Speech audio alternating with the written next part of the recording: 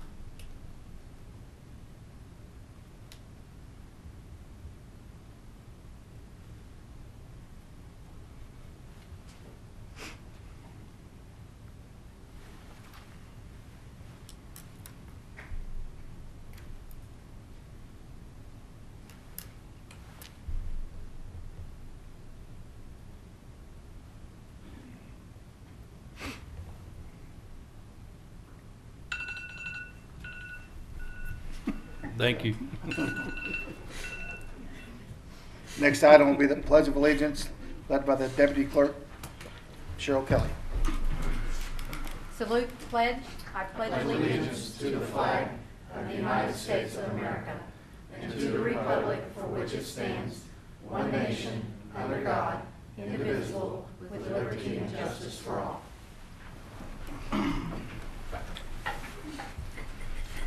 Next item will be the formal adoption of the agenda, but need to note that we need to remove item 42 from the agenda.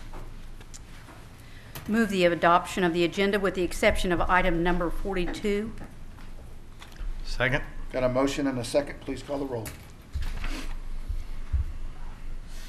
Mr. Cockrell? Yes. Ms. Kelly? Yes. Mr. Denton? Yes. Mr. Majors? Yes. Mr. Allen? Yes. Next item will be the board minutes of August 13th. Any discussion? Move the August 13th, 2018 regular board meeting minutes. Second. Motion and a second. Please call the roll. Mr. Cockrell? Yes. Ms. Kelly? Yes. Mr. Denton? Yes. Mr. Majors? Yes. Mr. Allen? Yes. Next item number 6, Mr. Dale.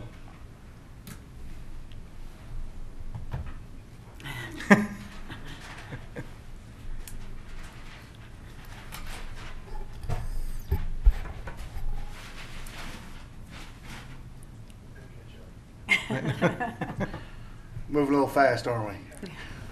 We're here tonight to recognize and present the Superintendent's Visual Arts Awards.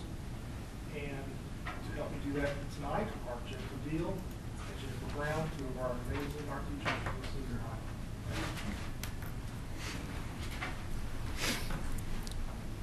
So Dr. Dunlop came to us last year with an idea. Now we can hear you. There you go. Dr. Dunlop came to us last year with an idea, and I was so excited. She's got such a student-centered focus, and this was just indicative of that.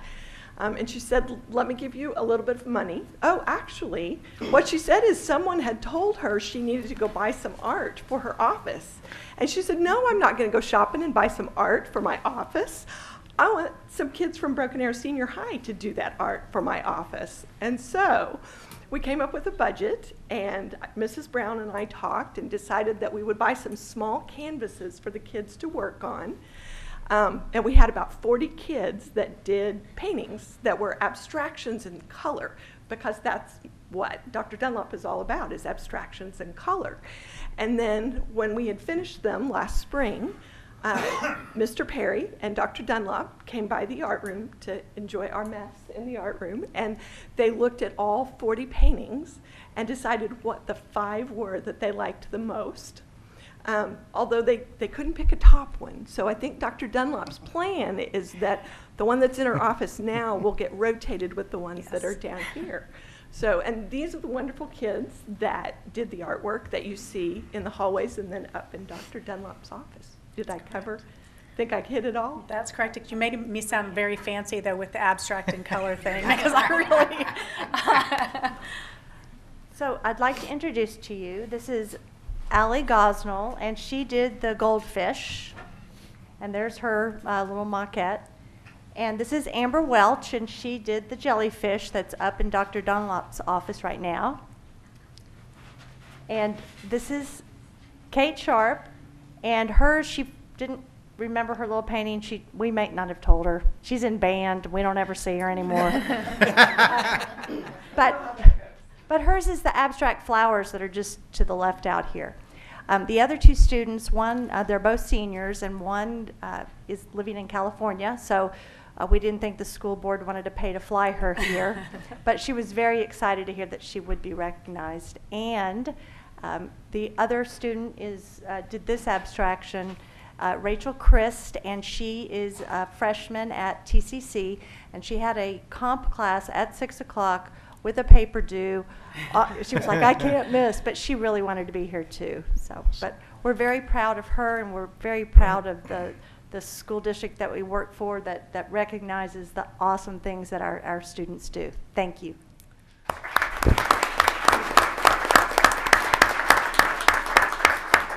Well, before we go up and get a picture taken, because I would like to get a picture taken with you all. First of all, I want to thank you ladies for your work. I think it's a perfect compliment. This is a beautiful building, and we want to show it off, and we show it off all the time with our student performances, but to be able to show it off with our student visual art is quite a gift, and I appreciate the work that went into this. I'm so proud of you all. So it's truly a kind of a blessing to be able to do this. I appreciate you. Let's get a picture. Thank you. All right. You guys remember? Also, while I'm thinking about it, I want to thank Michelle Bergwall's team for, they went out and designed really nice nameplates that go with the students' work. So anyone who walks through our halls knows who these young ladies are, and they're recognized by their artistic excellence.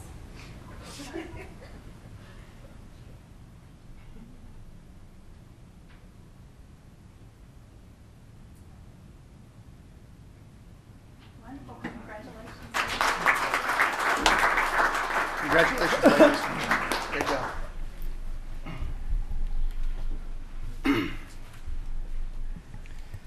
Next item, number 8, Mr. Ptolomeo. Wait, number 7. No, I apologize. Thank you, Mr. Denton. Next item be the comments from the public. We have none. So next item, number 8, Mr. Ptolomeo. Thank you, Mr. Denton. My pleasure.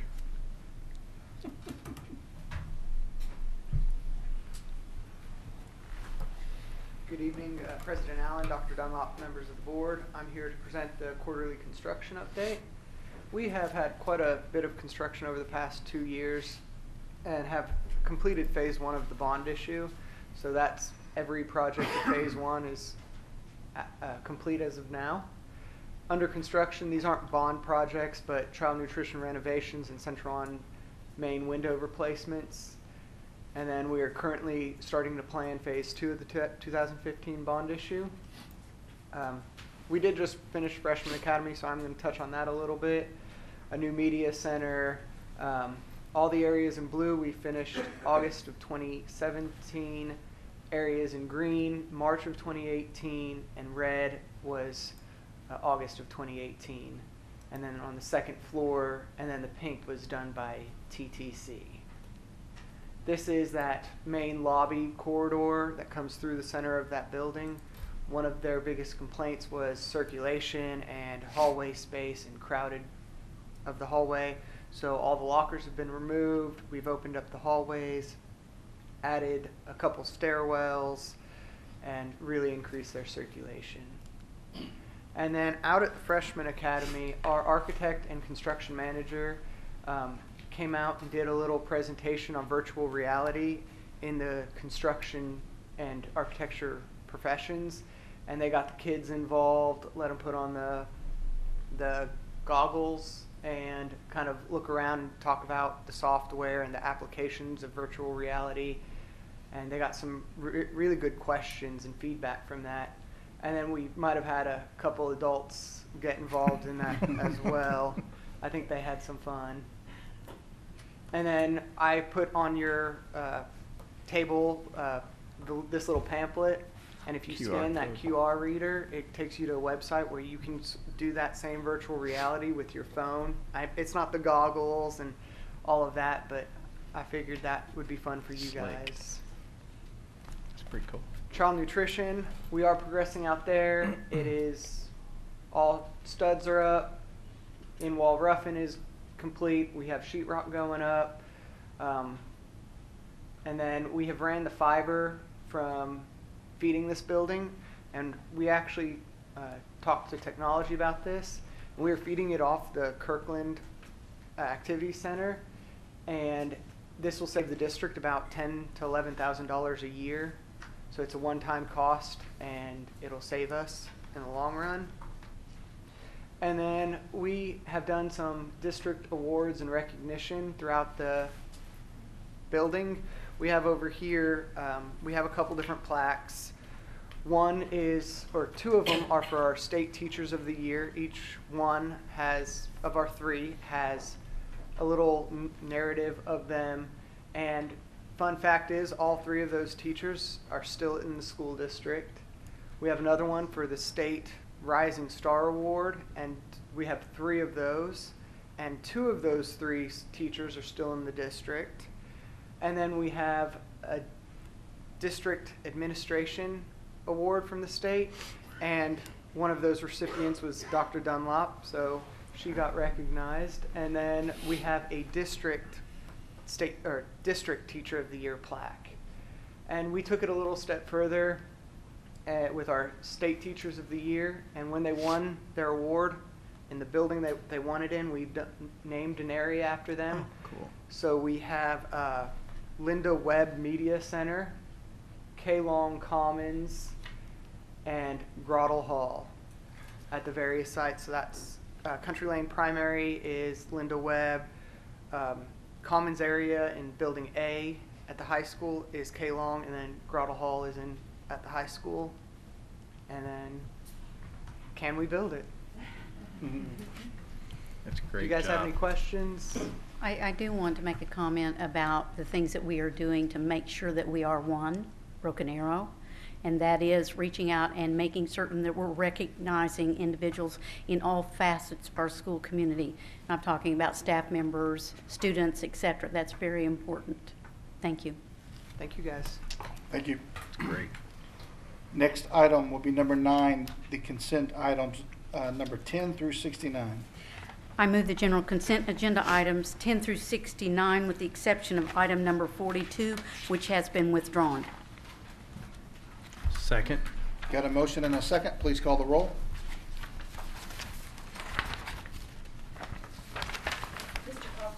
Yes. Mrs. Kelly, Yes. Mr. Denton, Yes. Mr. Majors, Yes. Mr. Allen. Yes. Your voting buttons? Who You showed got up? your buttons? Okay, there we go. Thank you. Next item, number 70, Ms. Enoff. Good evening, President Allen, Dr. Dunlop, members of the board. It's the monthly. We're only a couple months into the new fiscal year, so not a whole lot of activity going on. State aid, as you recall, our new allocation is just a little over $55 million. That's up $11 million from where we were last year for our initial allocation, and you can see the revenue reflected is showing that as actually received, and we're very grateful that that is coming in as projected. Of course, in January we receive our midterm allocation, and that's adjusted based on our October 1 count, as well as how well the state is faring economically. Ad valorem, as you know, doesn't start coming in until the beginning of January, so at this point we're just receiving back taxes. And our federal sources, the differential there is just some timing of old year claims versus getting started with the new year. Building fund, same situation with our ad valorem dollars, and our local collections just depend on donations and other rebate incentives that the building fund receives. Child nutrition, again, we're ahead of the game with where we are on local collections. We've got more kids participating in the program, expansion of overall program, so that's a very good thing to see. And when you look at our general fund expenditures, you'll see the direct effect that the certified and support salary raise had on our district. We're monitoring that closely in terms with how we're receiving that revenue through the state aid formula. And we have a little bit of that carryover in building fund because, as you recall, a few of our building fund personnel are paid from this fund, where appropriate to relieve some of the pressure off general fund for salaries and benefits. And again, child nutrition pays for their own personnel and work comp expenses, so their raises are reflected as well.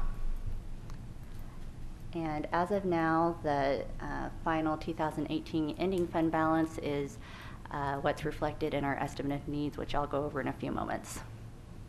That will be revised and adjusted when we finish our annual audit through the comprehensive annual financial report to reflect actual audited financial numbers. Questions or discussion? Thank you. Next item, number 71. My next item is to ask the board to approve the annual estimate of needs for the 18-19 school year. As you recall, this sets our legal appropriation with the county excise board. And what you'll see if you flip through the many pages of documents is that our ceiling for our general fund is around $141 million. That's not what I'll ask the board to approve for our operating budget, but based on our projections for tax collection and other revenue projections, that's kind of the ceiling that we will be at. Our valuations were very strong this year, both in Tulsa and Wagner County, 6% growth across the board, which is a very positive thing to see. Any questions about the EON? No, move approval. Second. Got a motion and a second. Please call the roll. Mr. Cockrell? Yes. Ms. Kelly? Yes. Mr. Denton? Yes. Mr. Majors? Yes. Mr. Allen? Yes. Next item, 72.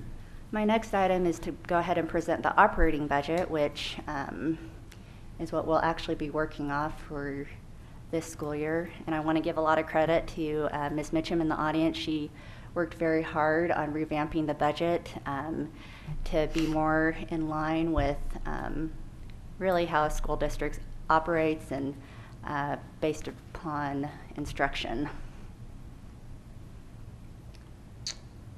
Questions or discussion? Were you going to move through that? Yeah, I'm going okay. to move through some of the highlights if you'll allow quickly. Sure. So our revenue budget, you can see our proposed budget.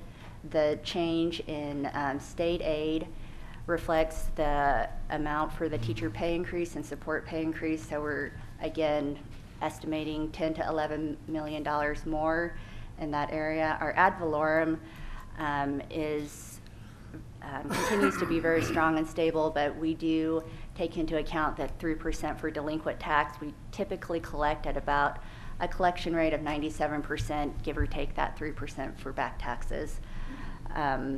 State sources also includes the textbook allocation, which we have not received for several years, and that's just under a little under $1 million. So because of some very deliberate and conscious decisions we made as a district last year, I'm very pleased to present a very healthy carryover balance of $15,962,000. So what that does for us is to be able to make some decisions that directly affects our employees and rewards them for the hard work that they do for us every single day in terms of raises and stipends. So we're very proud of that number. That didn't happen by accident, and that took a lot of work, not only on leadership's behalf, but every single person in this district can take credit for that figure. Very proud of that. Again, state aid may be adjusted at mid-year, and we'll continue to watch that very carefully to ensure that our allocation continues to cover the mandated raises. And again, the number that I'll present for our expenditure budget will be well below the ceiling for the estimate of needs. So again, our state aid increase, the textbook allocation, and our actual expenditures under revenue by $5 million last year. That, again, is a direct result of being conservative, being fiscally careful with our allocated resources, and having to make some very tough decisions at times, but weathering the storm and not having to make any reactionary decisions based on what was going on with the state economy. So our expenditure budget, we're projecting just about $130 million for this year. Again, that looks like a big number, but when you take into account the certified and support raises, we believe that that's where we should end up at the end of this school year. The point of this slide is really to emphasize to our public and to our patrons exactly how much we spend for instruction and direct classroom support. The orange area in the pie chart represents direct classroom instruction. However, you can see a lot of the other areas affect instruction.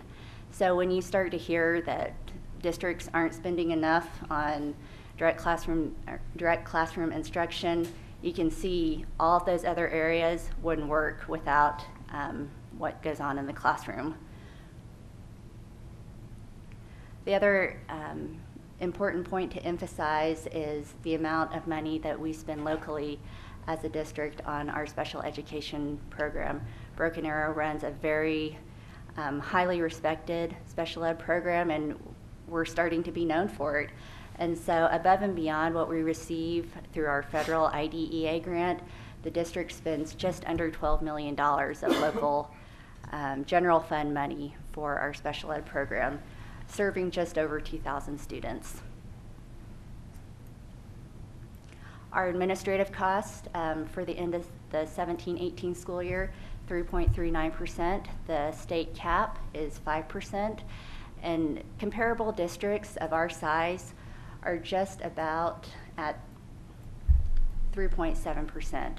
So again, that number is something to be really proud of, because that shows that for the administrative costs of a district of our size, over 19,000 students, over 2,000 employees, we're very strategic and wise with how we use our administrative functions, and all of those functions in our district are very hardworking positions.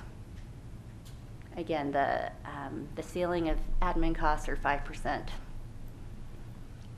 So the proposed budget for 18-19, with excess revenue taken out, we're still projecting a fund balance of a little over $11 million after the increase to the certified comp schedule and stipends. That's where we are projecting to be at the end of 18-19, assuming everything holds true with state funding. Building fund revenue budget, not a lot of changes here.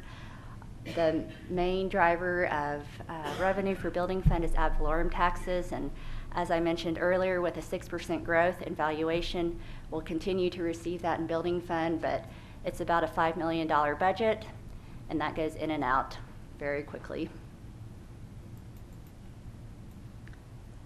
One thing to be very proud of in building fund is the amount of rental revenue that has continued to increase for the district.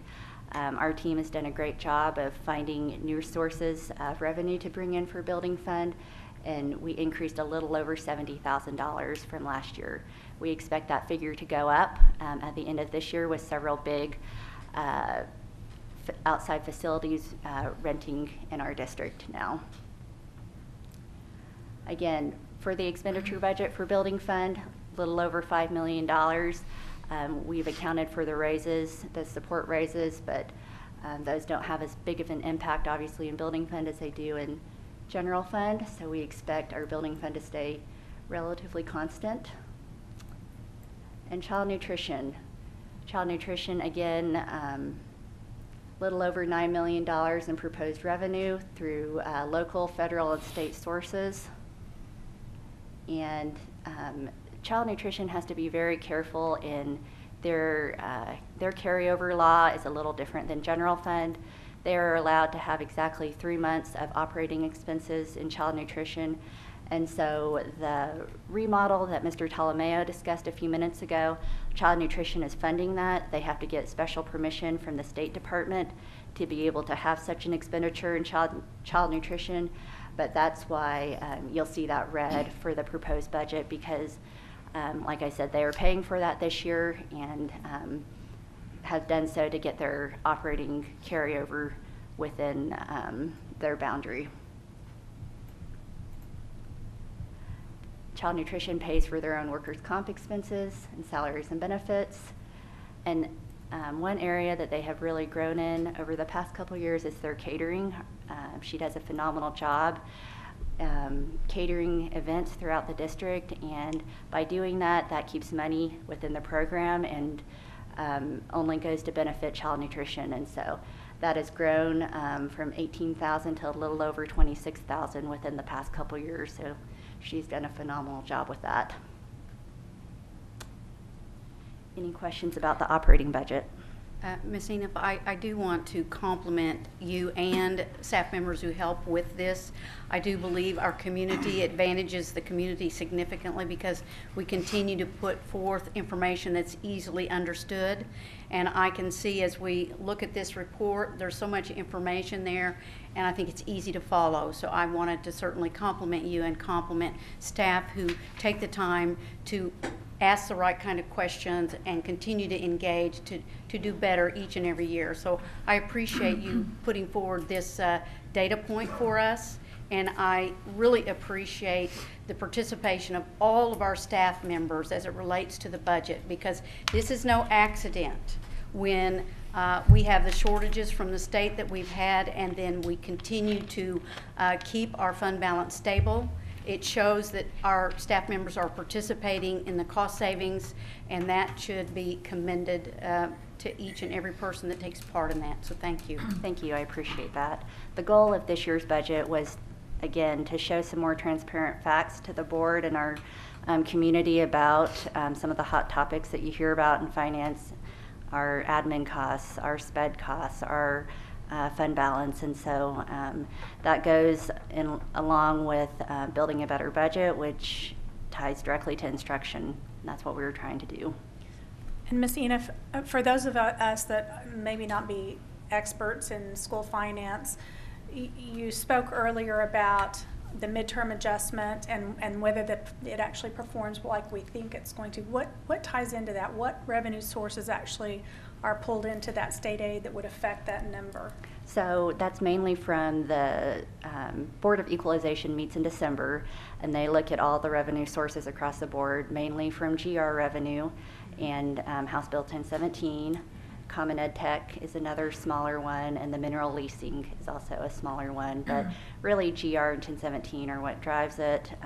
You know, they've set their appropriations at, you know, what they expect to have collected, and so they look at that and see if they're on target to meet those estimates, and whether they are or not is what kind of triggers the state aid adjustment. And it doesn't just affect Common Ed, it's all state agencies. Right, very good. Ms. Enif, I saw you put on here 41% of the revenue state aid. Where was that? What was that number last year, maybe the year before? Because it looks like that state aid number is going down. Local? In the past, it's been 45, 44%, and so it's kind of gradually shifting more towards property taxes for us. Local revenue sources. I also want to reiterate that I appreciate your team and the entire leadership team, our sites, looking at ways to save money that does put that money back in the classroom, because we can sit there and talk about wanting to put money back in the classroom, but until we actually take the actions, it doesn't mean a lot. And we're now starting to see some revenue coming back into our budget that will allow us to really put that where it counts for students. So appreciate that. You need a motion, right? Yeah, I was doing some math over here. Okay.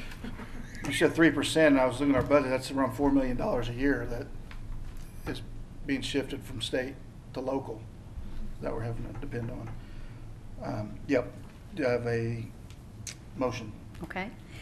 Move approval, please. Second. A motion and a second. Please call the roll. Mr. Cockrell? Yes. Ms. Kelly? Yes. Mr. Denton? Yes. Mr. Majors? Yes. Mr. Allen? Yes. Thank you. Ms. Enid, next item, My next- 773. My next item is to ask the board to approve the temporary borrowing of up to $800,000 from our sinking fund to our building fund. Basically, what's happened is we have an investment that is set to mature the middle of October, but due to some cash flow issues, we need that money now, and we're simply investing in another one of our funds, if you will, and this allows us to avoid the penalty of an early liquidation penalty of principal and interest by the investment. It will be paid back as the investment matures in October. Discussion. Make a motion to approve? Second? Motion and a second. Please call the roll. Mr. Cockrell? Yes. Ms. Kelly? Yes. Mr. Denton? Yes. Mr. Majors? Yes. Mr. Allen? Yes. Next item, 74, Ms. Enid. Okay, my last item for the evening is I'm very proud to present the ratification of the negotiated agreement for the 18-19 school year. You'll see that language, the compensation schedule, and extra duty stipends are part of that ratification.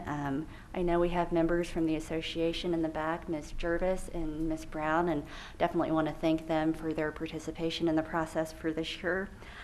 It was ratified by their membership by 98.2% when we returned to school this year. Also, definitely want to thank our HR team and our representatives from our site principals on the committee this year. Very proud of what we were able to accomplish this year. Adding $300 to the certified compensation schedule is definitely a step in the direction that we want to go, but not the final goal. And I want to certainly thank the Teachers Association. I know the work that's involved with that, and thank certainly our administrative team as well. Progress is very, very important, and I feel like that we are significantly engaging in conversations that are going to get us there. So I appreciate your work and certainly our administrative team. Thank you. Questions? Make Go ahead. Make a motion to approve? Second? Motion and a second. Please call the roll. Mr. Cockrell? Yes. Ms. Kelly? Yes. Mr. Denton? Yes. Mr. Majors? Yes. Mr. Allen? Yes. Thank you, Ms. Enid. Thank you. Next item, 75, new business. We have none. Item 76, to adjourn. Make a motion to adjourn? Second? Got a motion and a second. Please call the roll. Mr. Cockrell? Yes. Ms. Kelly? Yes. Mr. Denton? Yes. Mr. Majors? Yes. Mr. Allen? Yes. Thank you.